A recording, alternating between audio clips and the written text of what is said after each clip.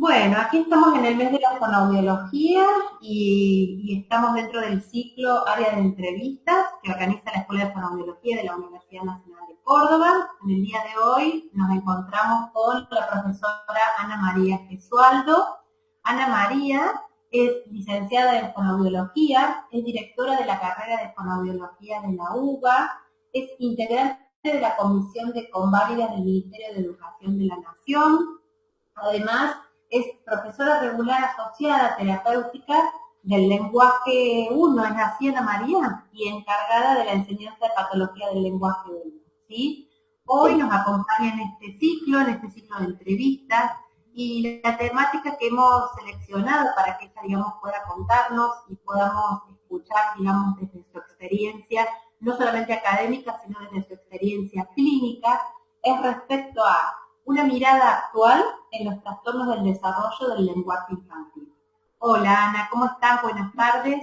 Hola, buenas tardes, Vanina. Bueno, gracias por la invitación. Un gusto estar en esta semana, en este mes, perdón, de la fonoaudiología. Como ahora, viste, se considera todo el mes de mayo, ¿no? El mes de la fonoaudiología, ¿sí? Un mes de festejo, un mes Un mes de festivo. festejo de la fonoaudiología y este año con más festejos que tenemos, que bueno, la inclusión de la fonoaudiología en el artículo 43 como carrera de riesgo, es decir, que es un avance importantísimo después de tantos años de lucha que hemos logrado, bueno, integrar, poder avanzar en esta inclusión del artículo, en el artículo 43. Así que la verdad que un año de festejo, pese a lo que estamos recorriendo con esta pandemia desde el año pasado. Bueno, la fonoaudiología tuvo sus avances. Así que bueno, gracias nuevamente por la invitación. Y por supuesto, bueno, yo no dije, pero Ana también es miembro del CIFUNIT, es vicepresidenta, por lo cual, digamos, también creo que el... Soy secretaria. Secretaria, perdón. En Secretaria. realidad, a lo que ella alude específicamente es a esto, ¿no? Al trabajo que se ha hecho durante muchos años y que, bueno, hemos triunfado de alguna manera por la inclusión dentro del artículo 43. Así que bueno. Bueno, Ana, si te parece, empezamos con esta charla, este conversatorio. Bien, muy bien. Yo para eso había como planificado algunas preguntas para que a lo mejor nos podamos ir como guiando dentro de la temática que nos vas a contar. Y entre una de las primeras preguntas que había pensado, como para que podamos situarnos en el contexto, era un poquito ver desde qué concepción partíamos de comunicación y lenguaje, ¿no es cierto?, para poder mirar un poco la semiología de los trastornos del lenguaje en la actualidad, ¿sí? Bien. Bueno, en realidad nosotros partimos siempre desde la concepción de lo que es la comunicación, que antecede al lenguaje. En realidad antecede al lenguaje, y entonces desde ese punto de vista siempre nosotros hemos tenido los trastornos del desarrollo del lenguaje infantil dentro de como un trastorno de la comunicación, en el caso de algunos trastornos, y en el trastorno del lenguaje, cómo este trastorno incide en la comunicación. Siempre considerando que la comunicación antecede al lenguaje, y el lenguaje, por supuesto, es un sistema de comunicación muy jerarquizado, ¿no? Porque es el lenguaje fundamentalmente, y otro sistema de comunicación como pueden ser la música, el arte, el dibujo, ¿no? Pero bueno, el lenguaje tomado como un sistema de comunicación.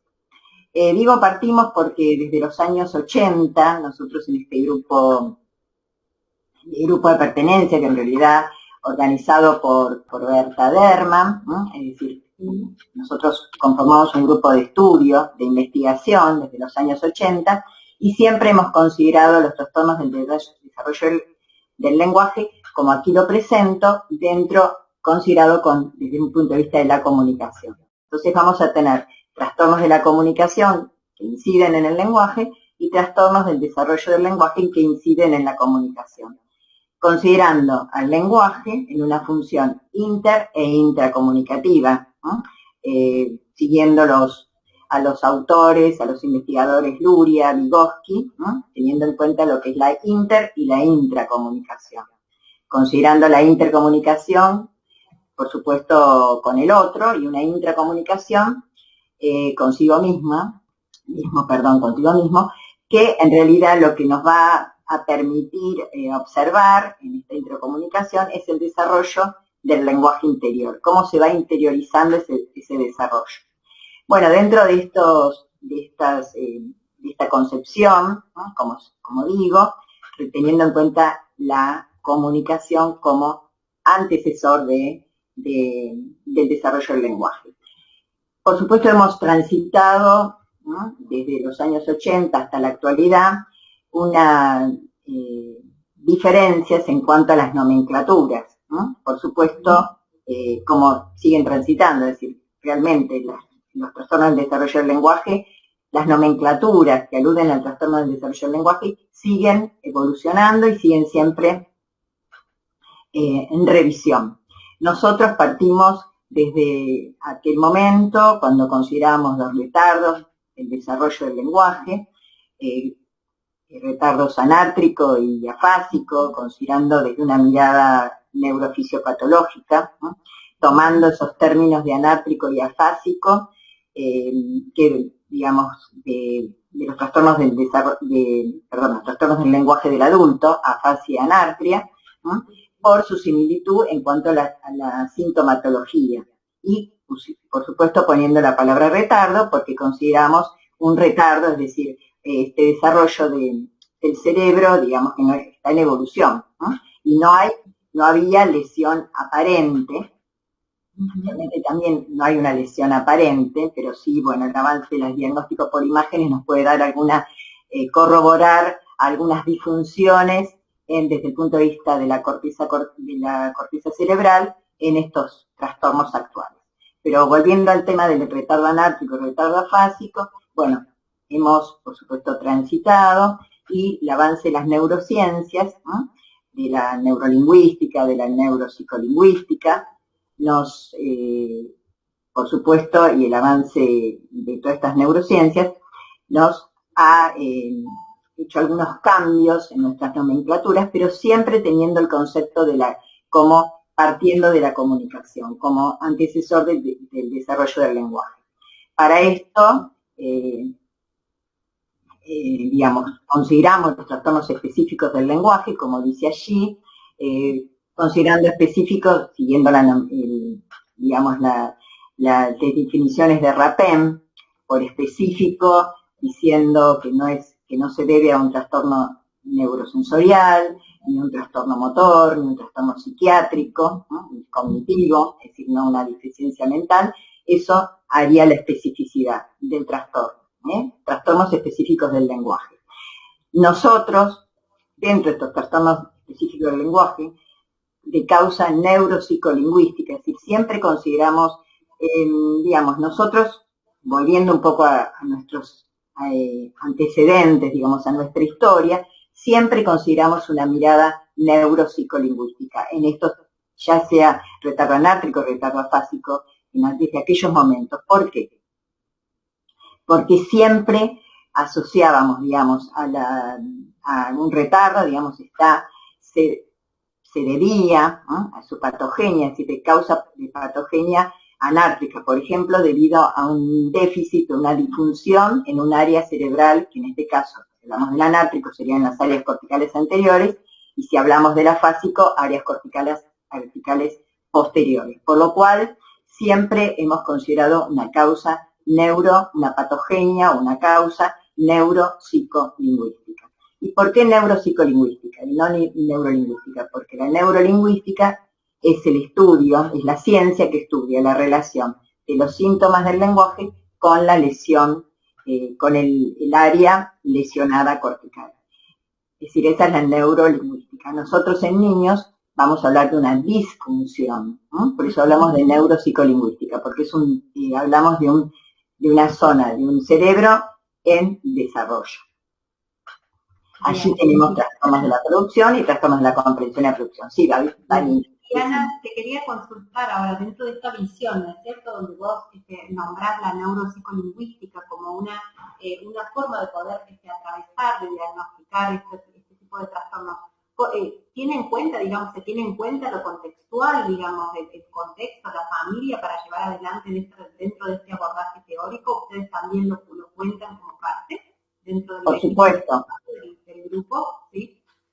por supuesto que tenemos en cuenta, estoy hablando un poco de la patogenia del trastorno en sí, pero en realidad, por supuesto, en una intervención terapéutica, después voy a hablar de esto, por supuesto que tenemos en cuenta el ambiente. Por eso a veces esto de la especificidad no es tan clara, ¿no? Porque en realidad no es tan específico a veces, porque si bien no tiene un trastorno neurosensorial, un trastorno motor, o todo lo que yo dije, pero siempre hay un contexto donde hay una situación, un ambiente donde este niño se desarrolla, o donde este niño con ese trastorno se desarrolla, por lo cual esa especificidad a veces no queda tan clara, ¿no? Siendo, digamos, hablando de lo específico en ese aspecto. Siempre Berta decía, en realidad la especificidad no es tan clara, ¿no? Porque siempre hay, digamos, vuelvo a decir, hay algún componente o un factor del ambiente, ¿no? Que, digamos, que donde este niño con ese trastorno se desarrolla, o esta familia donde este niño, por supuesto, vive, ¿no? Convive. Así que sí, por supuesto que sí. Yo estaba hablando de la patogenia, ¿no? En la patogenia del trastorno hablamos de, por ejemplo, los trastornos de la producción, como dice allí, que en realidad hablamos siempre, volviendo un poquito a lo neuropsicolingüístico, digamos. ¿Por qué neuropsicolingüístico? Porque hablamos de un déficit en el procesamiento, ¿no? De una zona cortical, una disfunción y un déficit de procesamiento de la información lingüística. Si hablamos de un trastorno en la producción, vamos a hablar de áreas corticales anteriores, y si hablamos de un trastorno en la comprensión y producción, que podría ser el mixto, hablamos de una disfunción o un déficit en el procesamiento de la información lingüística de las zonas posteriores. Por eso hablamos de la neuropsicolingüística como la patogenia. No sé si es claro lo que estoy diciendo. Sí, sí, está muy, muy claro, porque específicamente haces hincapié dentro de la teoría que de alguna manera engloba la mirada semiológica del lenguaje específicamente, ¿no? Claro, es de la semiología. Y por supuesto en el trastorno de la producción vamos a tener una alteración en los sistemas fonético-fonológicos que a veces inciden en el desarrollo morfosintáctico, ¿no? Teniendo en cuenta el grado de severidad del cuadro, hay varios aspectos, porque si no nos vamos a un trastorno fonológico sintáctico del que habla Rapin, donde lo fonológico, si bien incide en lo morfosintáctico, en el desarrollo morfosintáctico, pero también hay una base de desarrollo morfosintáctico o un déficit, ¿no? En el desarrollo morfosintáctico que por supuesto está alterado, ¿no? Y por supuesto siempre vamos a hablar de los trastornos de aprendizaje, que para nosotros son muy importantes, los trastornos de aprendizaje que sobrevienen por un trastorno en la lengua oral, que en la mayoría de los casos aparecen trastornos del aprendizaje.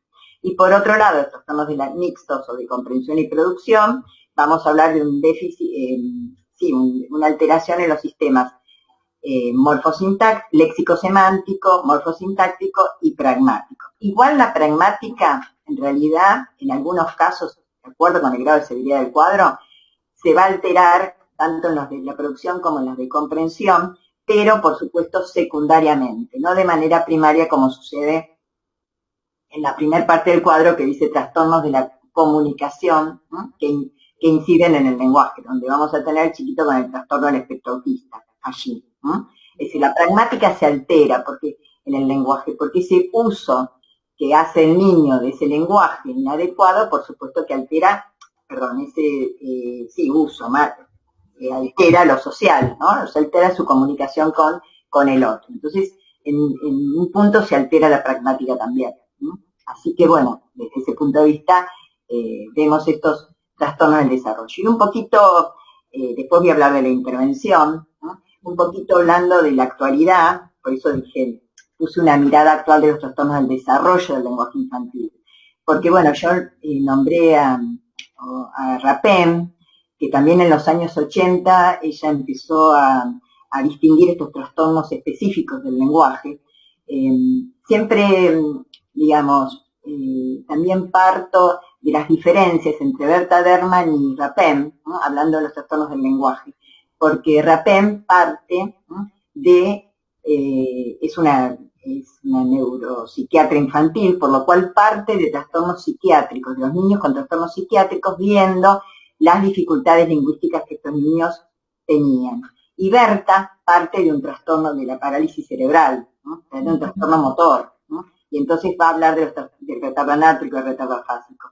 Es decir, en la misma década, ¿no? Estamos hablando de situaciones, digamos, que Berta, yo siempre digo, una adelantada de la época, porque realmente hablar de la neuropsicolingüística con autores, vuelvo a decir, Luria fue el primero que habló desde la neurolingüística, y hablando, digamos, siguiendo estos autores, Vygotsky y Luria, bueno, Berta, por supuesto, nosotros hemos tenido esta concepción desde el vamos, ¿no? Desde la neurolingüística o neuropsicolingüística. Y volviendo un poquito a la actualidad, en esta nueva mirada, estos TEL, trastorno específico del lenguaje, se está reviendo de llamarlos trastornos del desarrollo del lenguaje, ¿no? TDL, ¿no? Por eso yo dije trastornos a nosotros nos parece más claro hablar de trastornos del desarrollo del lenguaje, ¿no? En este grupo, pero por supuesto se sigue hablando de TEL, ¿no? Y en un punto nosotros pensábamos, bueno, nosotros también acordamos que este TEL, para no cambiar la nomenclatura, se podría llamar trastornos evolutivos del lenguaje, ¿no? Entonces sería el TEL, en vez de específico, evolutivo, ¿no? Estas son las nuevas miradas, nomenclaturas que se están revisando en estos trastornos del lenguaje que son complejos, ¿no? Que realmente lo que antes se hablaba como es decir, siempre la dislalia, ¿no? Término totalmente en desuso, porque realmente cuando se habla de dislalias múltiples, la verdad que un niño que presenta dislalias múltiples, que presentaba en su momento dislalias múltiples, que era el diagnóstico, era un diagnóstico puramente sintomático, que no se podía, digamos, para abordar la terapéutica, no era lo correcto, digamos, porque dislalias múltiples, digamos, siempre aparece un trastorno del lenguaje, no es tan simple hablar de que el niño solo presenta esos trastornos articulatorios, porque si un niño presenta uno o más trastornos articulatorios, realmente se hace más complejo su discurso, ¿no? Y por supuesto su incidencia después en el trastorno de aprendizaje. Exacto. O sea, Ana, que si estamos hablando de TEL o TDL, estamos caracterizando el mismo cuadro, digamos, ¿de acuerdo? Claro, en este momento estamos caracterizando el mismo cuadro, sí, realmente sí, se sigue hablando de TEL y se pone TDL, en realidad trastorno del desarrollo del lenguaje. Y por eso digo, nosotros evolutivo, una cuestión muy clara para nosotros es lo que nosotros observamos, la evolutividad de los síntomas, lo que llamamos evolutividad de los síntomas. ¿Qué quiere decir eso? Que un mismo trastorno va cambiando su sintomatología con el desarrollo del lenguaje. Una cosa clara, un niño que es consultado por qué no habla, por ejemplo. Bueno, el no habla no presenta síntomas, no sabemos, ¿no? Podemos tener una buena comprensión que nosotros decimos en un principio situacional, ¿no? Una comprensión situacional, no tenemos claro si el niño realmente comprende el lenguaje. Bueno, ¿qué aparece? Después aparece un lenguaje ininteligible, quizás cuando fluye ese lenguaje, y aparece un déficit en la comprensión, ¿no? Sin embargo, el cuadro que quizás después que aparece una ininteligibilidad, después trastornos fonológicos, después pueden aparecer trastornos en el aprendizaje. Pero no es que se hace más severo el cuadro. De acuerdo a la severidad del cuadro, por supuesto que avanzan estos síntomas, pero no es que el cuadro ha cambiado, sino que es el mismo cuadro que transita por diferentes momentos la sintomatología. Por eso hablamos de la evolutividad de los síntomas para nosotros. Eso me parece como muy interesante, porque por ahí, digamos, que tiene que ver con cómo uno puede ir mirando dentro de un proceso terapéutico cómo se va dando esto. Entonces, esa mirada que ustedes tienen como equipo de trabajo, como grupo de trabajo, de estudio, es muy importante para poder, digamos, saber que esto transita de esta manera, ¿no? Por supuesto que haciendo la salvedad esta que vos decías, de que uno después observa si son más o menos graves, ¿sí? Y no es lo mismo un niño de 2, 3 años, como vos decís, que no tiene lenguaje, y que está en un proceso de adquisición con un retraso, un hablante tardío, pero bueno, digamos, vamos siguiendo como lo esperado de acuerdo al desarrollo de lingüístico más que nada. Claro, en realidad me da pie a lo que vos comentás, Vanina, porque en realidad nosotros distinguimos el retardo quizás de un retraso simple, ¿no? Un retraso simple es un niño que quizás tarda en hablar, pero bueno, su desarrollo sería un desarrollo típico. Nosotros hablamos de los trastornos o del retardo, que quizás en los chiquitos vamos a hablar de un retardo del desarrollo del lenguaje, ¿no? En la vertiente expresiva o en la producción, más que un trastorno. Quizás la palabra trastorno no la usamos tan tempranamente. Pero, en realidad, después lo que va a pasar, en realidad siempre, cuando hablamos de estos retardos del desarrollo, siempre el desarrollo es patológico. Esa es la diferencia que nosotros encontramos con un retardo simple, un niño que tarda en hablar. El niño que presenta un retardo en el desarrollo del lenguaje con ciertas características, siempre su desarrollo va a ser patológico. Es así que no cumple el desarrollo de un niño típico. Yo he tenido casos, lo que quiero decir, con respecto a lo que vos decís de nuestro grupo de estudio, investigación, nosotros corroboramos, ¿no?, en la casuística lo que está, todo esto, digamos, lo estamos corroborando desde hace mucho tiempo, ¿no?, que sucede de esta manera. Corroboramos la investigación, si se quiere. En realidad no investigamos, sino corroboramos la investigación en este caso. Y bueno, por eso es la diferencia, que el desarrollo es patológico. Lo que yo iba a decir, que quizás un niño, que he tenido casos, hace poco uno, que el niñito, digamos, tenía una R, digo algo fonético fonológico. A los 3 años, a los 2 años y medio, tiene una R que conservó hasta después. En realidad, y la R es la última que se adquiere, es decir, su desarrollo no es típico. El desarrollo de estos niños es patológico. Esa es la diferencia, ¿no? Perfecto.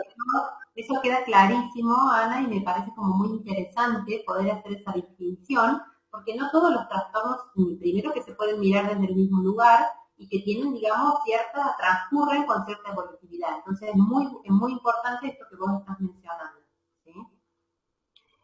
Sí, y después, bueno, su incidencia en el aprendizaje, que lo que vemos es niñitos con los síntomas de disortografía, disgrafia, en algunos casos discalculia, dislexia. Una dislexia, viste que en realidad se habla de dislexia, como síndrome, y en realidad la dislexia como pura ya está investigada internacionalmente, que no existe. Para nosotros la dislexia pura, un trastorno de la lectura, que su nombre lo dice, nunca existió sola. Siempre hubo un trastorno de la lengua escrita, digamos, una disortografía, considerando la disortografía como, no los errores ortográficos, sino como la falta de correspondencia fonema-grafema, la fusión que hacen los niños inadecuada de las palabras, o las separaciones inadecuadas que hacen de las palabras.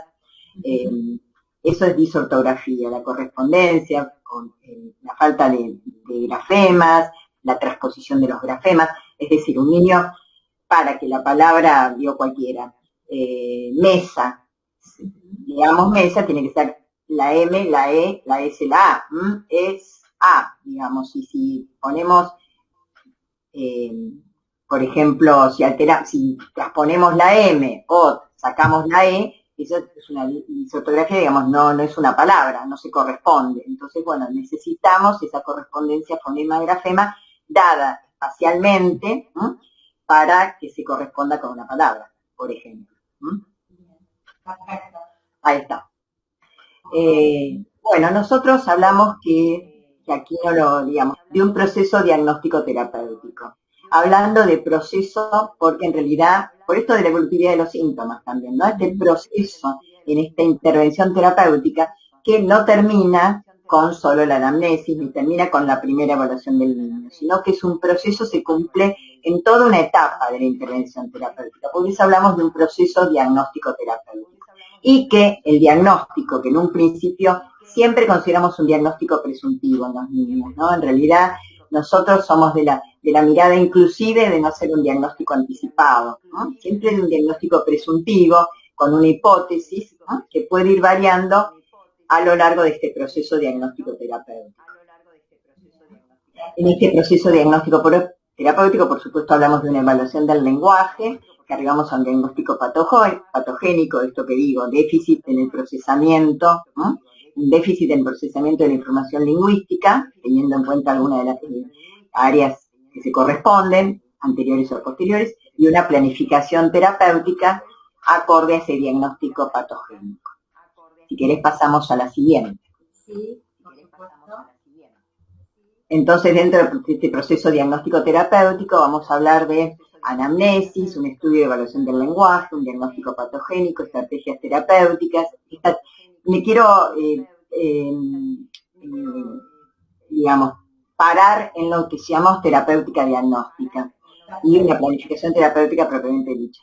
Lo que nosotros llamamos terapéutica diagnóstica, que hace bastante tiempo, digamos, que esto que a veces cuando digamos, incluimos esta etapa de este proceso, en realidad hay momentos, quizás en unas primeras sesiones o en una primera evaluación, no llegamos a un diagnóstico porque aparecen, depende por supuesto de la patogenia, pero depende en la patogenia quizás estos niñitos que no podemos aplicar un test o una prueba formal porque por un déficit de atención.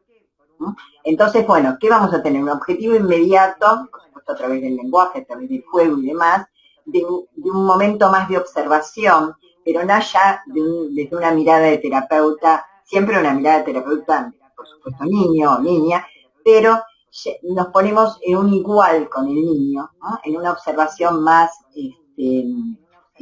sin aplicación de ninguna prueba, para como objetivo inmediato poder deslindar ese factor que nos está, por ejemplo, la atención, que nos va a permitir después hacer una evaluación. Por eso hay momentos en que esta terapéutica diagnóstica llamamos, es terapéutica porque tenemos un objetivo inmediato, y es diagnóstica porque nos va a favorecer a lograr un diagnóstico, quizás en algún momento. Por eso dentro de este proceso es clara esta etapa de terapéutica diagnóstica para nosotros, ¿no?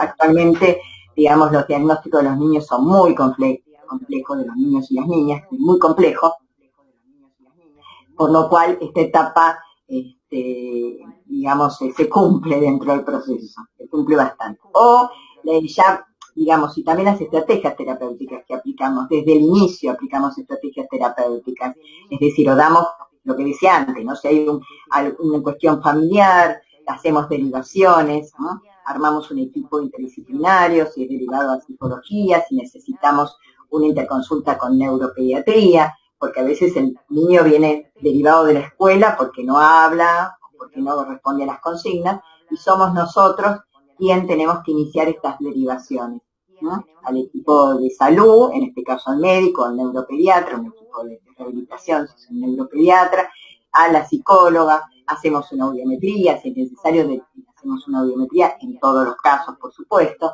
pero vamos ya estrategias terapéuticas o indicaciones a los papás que hagan que ya desde el vamos metiéndonos en este trastorno desde otra mirada. O sea que en este proceso terapéutico diagnóstico, la presencia y la inclusión, digamos, de la familia, de los padres, para ustedes es muy importante, ¿no es cierto? Porque va sosteniendo el proceso que ustedes van llevando. Por supuesto. Y lo que yo siempre digo a los alumnos, que en realidad hay que dar claridad a estos papás con respecto a este trastorno, porque en realidad ahí vamos a tener, por supuesto, el acompañamiento, el interés, porque hay que sostener un tratamiento, son tratamientos largos, ¿no? Y los papás tienen que saber de estas cuestiones, que son largos, que aparecen síntomas, que estos síntomas, lo que yo decía, son partes del mismo cuadro, digamos que no, para disminuir su angustia, que ya bastante angustia concurren con un trastorno del lenguaje, más si ellos detectan, porque a veces, bueno, cuando lo derivan, ellos no saben por qué están derivados, no, la escuela dice que no habla, o bueno, no se le entiende, pero para nosotros está todo bien, ¿no? Es decir, la familia también tiene su mirada a veces, a veces no, siempre tiene su mirada de estos niños. Entonces, o no están de acuerdo con un diagnóstico que hizo psicológico, psicopedagógico, entonces vienen ya con una carga, ¿no? Que bueno, y a veces son derivados y no saben por qué al fonoaudiólogo o la fonoaudióloga. Entonces es bastante complejo. Entonces yo siempre le digo a los alumnos, desde el inicio hay que darle esta información, por supuesto clara, y digamos que vamos a ver cómo los papás lo van, por supuesto, procesando toda esta nueva información. Pero en realidad siempre con esta claridad, porque hay que sostener el tratamiento, vuelvo a decir, de estos niños que son largos los tratamientos, ¿no? Porque el niño si a los 3 años no habla, no es que de pronto va a hablar. Tenemos que transitar este proceso, como yo decía. En algunos casos es rápido, más, depende de cada caso en particular, más rápido o más lento, por supuesto. Sí, es todo un trayecto, digamos, ¿no? Sí. Y es muy importante ese acompañamiento. Bien. Bien. Y si querés pasamos a la última, que en realidad para nosotros es muy importante, la planificación terapéutica, estableciendo estas relaciones de concordancia y discordancia, ¿no? En realidad, con todo hacemos el estudio de todos los sistemas, fonético, fonológico, morfosintáctico, léxico-semántico, pragmático. Bueno, con todos estos estudios, con todas estas pruebas, ¿qué hacemos después? Bueno, tenemos que, para arribar a un diagnóstico, tenemos que establecer estas relaciones de concordancia y discordancia.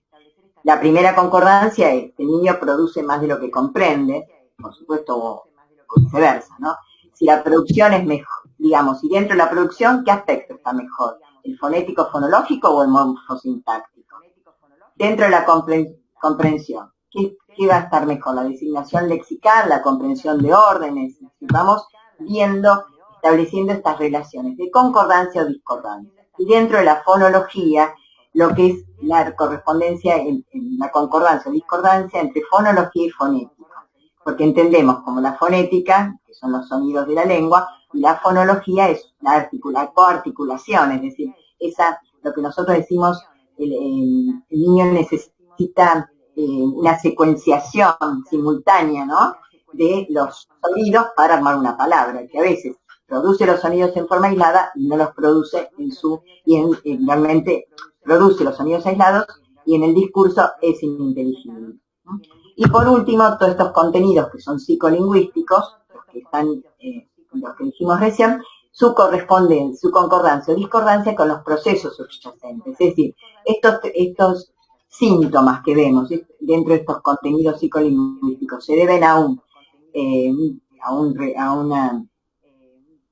trastorno auditivo, afectivo, cognitivo, de praxias, o de atención y memoria. Es decir, vamos estableciendo estas concordancias, que es lo que nos va a dar la patogenia del trastorno, ¿no? No nos quedamos con los síntomas, sino que establecemos estas relaciones de concordancia y discordancia entre contenido psicolingüístico y los procesos que nosotros llamamos subyacentes.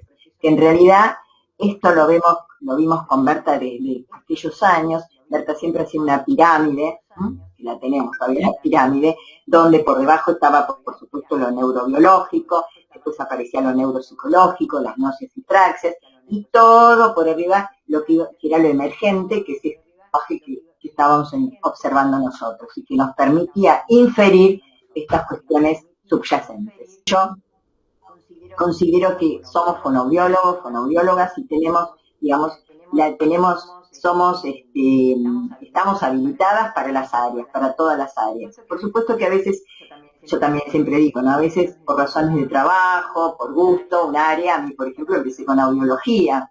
Perfecto, y ahora me gustaría ¿puedo dejar de compartir o te parece que sigamos compartiendo? No, deja de compartir, por supuesto. Bueno, ya lo tengo más ahora, exacto, lo que me gustaría, digamos, como que preguntarte, ¿no es cierto?, en función de toda esta claridad que has podido transmitir en relación a los conceptos y a la nueva concepción de lo que serían los trastornos del desarrollo, desde esta concepción semiológica y demás.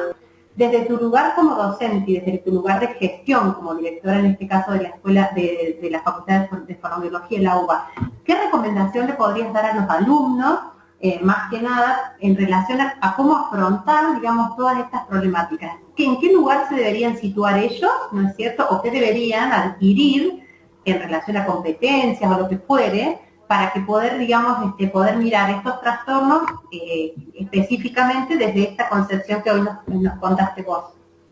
Bueno, por supuesto que profundizar, siempre esto hay que seguir profundizando, porque el lenguaje, lo acabo de decir, estas nomenclaturas, si vamos a los desarrollos de los trastornos del lenguaje, son revisadas, después cada uno tomará la nomenclatura que realmente le parezca, digamos, donde es importante fundamentar y conceptualizar. Es decir, si nosotros decimos trastorno del desarrollo del lenguaje, tenemos que saber por qué decimos, digamos, ponemos este diagnóstico y estamos de acuerdo con estas nomenclaturas. Sí, en realidad siempre la fundamentación, porque en realidad eso es lo que nos permite conceptualizar, por supuesto, y fundamentar. Lo mismo que la aplicación de un test, que siempre yo digo, ¿no? La aplicación de un test, en realidad siempre hay que fundamentar. ¿Desde qué concepción? ¿Desde qué mirada? ¿Con qué fundamento aplicamos este test? Y bueno, y después, realmente, lo que yo decía recién, porque si no, es una cantidad de test y pruebas que no sabemos para qué las estamos aplicando. ¿Para qué aplicamos un test o una prueba? Sino realmente saber para qué, por qué, fundamentar, digamos, desde una mirada, si es neuropsicolingüística, actual y demás, pero siempre saber que el test, a leer la fundamentación. Yo tengo que saber esa fundamentación, si no realmente aplicar un test no nos lleva a nada. Y lo mismo también para nosotros, es que también le digo a los alumnos, los test son positivo y negativo. En realidad el test, vos aplicás un positivo o un negativo. Eso no nos dice nada de un niño. La verdad que el positivo y negativo no nos dice nada de un niño, porque a veces recibimos esto, lo digo y siempre lo puntualizo, porque a veces recibimos un informe y el niño tiene un 30%, 50% de memoria, es decir, los puntuales que pueden ser. Y la verdad que nosotros a veces pensamos, este niño con qué nos vamos a presentar, sin embargo el niño realmente tiene un uso del lenguaje, tiene una disposición, tiene un comportamiento, que por supuesto, frente a estas test, esta es su respuesta. Pero realmente, aparte, ¿en qué momento fueron aplicadas estas? Como decía Aguado, con el que coincidí el otro día, que en realidad la situación de la aplicación de un test es una situación de examen. Y a veces los test, los diagnósticos son en 2 o 3 sesiones y realmente uno, digamos, el niño en 2 o 3 sesiones no estableció un vínculo, quizás no le pudo dar lo que realmente el niño podía explayarse en esa situación. Así que siempre digo eso. Y con respecto a lo que vos decís de la carrera, en realidad yo creo que hay que profundizar o ahondar o transitar lo que falta para la especialización. Sin embargo, yo considero que somos fonoaudiólogos, fonoaudiólogas y tenemos, digamos, estamos habilitadas para las áreas, para todas las áreas. Por supuesto que a veces, yo también siempre digo, ¿no? A veces por razones de trabajo, por gusto, un área, a mí por ejemplo empecé con audiología, porque bueno, entré en el Sanatorio Güemes, que la única manera era hacer audiometría. Bueno, hice audiometría hasta que yo pude, digamos, darme cuenta que lo que me gustaba era el lenguaje. Empecé con las investigaciones con Berta, ya en los años 80, y bueno, fui lo que llaman, que mal llamado, especializándome en lenguaje. ¿Por qué es mal llamado? Yo me especializo en lenguaje. En realidad, en este momento, uno profundiza con una orientación, que es una orientación neurolingüística, neuropsicolingüística, pero somos fonoaudiólogos. En realidad, si hablamos de una especialización, vamos a hablar de una carrera especialista. En este momento, hablamos de un fonoaudiólogo con una orientación neuropsicolingüística, pero no como especialización del lenguaje, y bueno, esto que actualmente, bueno, esto también lo puntualizo. Entonces, volviendo a la carrera, digamos esto, o la fonoaudiología, digamos esto de la especialización, porque nuestra disciplina ha crecido tanto, que realmente a veces todas las áreas no podemos profundizar, y por gustos vamos orientándonos hacia una, y me parece que la especialización sería un punto a tener en cuenta para poder avanzar en el tiempo. Pero en este momento yo digo esto, somos fonoaudiólogos que tenemos que profundizar, seguir, por supuesto, siempre actualizándonos a través de posgrados, no habilitan, sino que realmente profundizan los temas y que nos permiten conocer más de un tema, en este caso los trastornos del desarrollo del lenguaje. Pero somos, digamos, fonoaudiólogos y fonoaudiólogas, y eso es lo que nos da esta profesión tan linda. Bien, bueno, Ana, perfecto. Desde ya, muchísimas gracias, y un poco cierro con esto, ¿no? O sea, que no parcializar a la persona que tenemos adelante, sino al contrario, poder construir a lo mejor en el alumno una mirada más bien integral, claro, profundizando, como vos decís, ¿no? Y lo importante que es, en nuestro caso, digamos, trabajar con el lenguaje, partir desde la comunicación para después llegar al lenguaje, ¿no es cierto? Bueno, creo que en los otros ámbitos de abordaje que también tiene la disciplina, me parece que también es importante mirar por sobre todas las cosas, es la comunicación, porque es nuestro objeto de estudio, ¿no? Nuestro objeto de estudio. En realidad nuestro objeto de estudio en este caso es el niño, ¿no? El niño en su integridad, ¿no? Por supuesto vamos a abocarnos al lenguaje, pero en su integridad, y a veces no hay que olvidarse también de la audiología, ¿no? De audición, que esa parte es muy importante, y la verdad que sí, como un ser, digamos, vemos al niño en su integridad, así que sería como eso. Tal cual, y no tanto poder enfocarnos en el síntoma, ¿no? Porque el síntoma está, en realidad se acercan a una consulta porque es un síntoma, eso es la verdad, y buscan una respuesta ante eso, pero poder como hacer otro análisis, un poco desde este modelo que vos nos planteás, creo que es fundamental, y dentro de esa mirada del proceso evaluativo terapéutico, ¿no? Que vos estás planteando, me parece que es fundamental poder mirarlo y el vínculo y un montón de cosas, bueno, ir construyendo para ese abordaje. Bien. Bien. Bueno, Ana, gracias.